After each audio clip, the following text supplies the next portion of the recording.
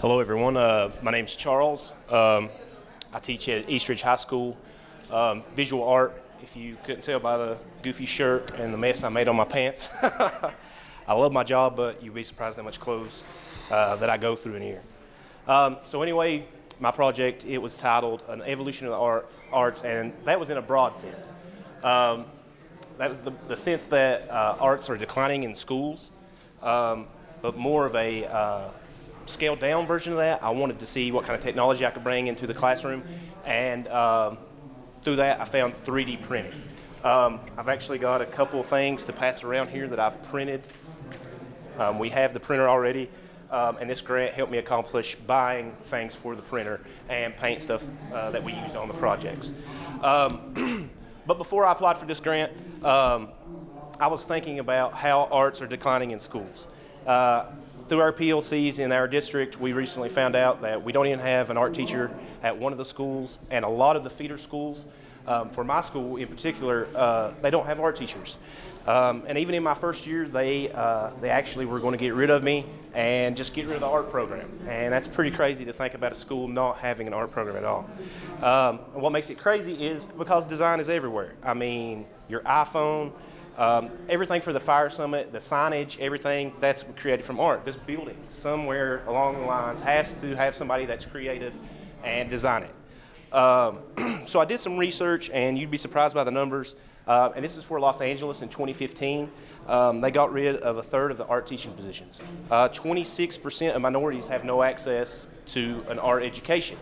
I don't know about you, but that's pretty crazy. And that's Los Angeles, one of the richest places in the world. Think about what it's doing to our rural areas and art programs. So I looked up the benefits of art. Art and music programs keep kids in school. They're more committed. They enhance collaboration between teachers. They strengthen ties to the community. For example, in the local town around my high school, they have us paint murals, all kinds of stuff. They ask us to do signs. I do an art contest for the local women's club.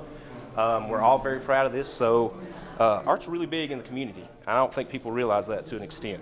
But other than that, art improves motor skills, spatial skills, language skills, and this has all been shown by data. This is not just me coming up here and saying this, and the data also shows that students with art education, they perform better on standardized tests. And as a state, we all know about standardized tests, and if that's the level that we're going to set ourselves to, you need an arts education. So that brings me to STEM versus STEAM. Everybody has heard of these. Science, technology, engineering, and math versus science, technology, engineering, art, and math. So not hating on STEAM, but that one letter to me means a whole lot. A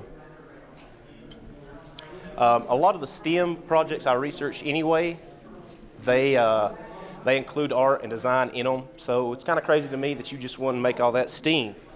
I think the guys here, I loved their project because it was STEAM. So that led me to more how I can incorporate more science and technology into my classroom and make it more modern at the same time, which led me to the 3D printing aspect.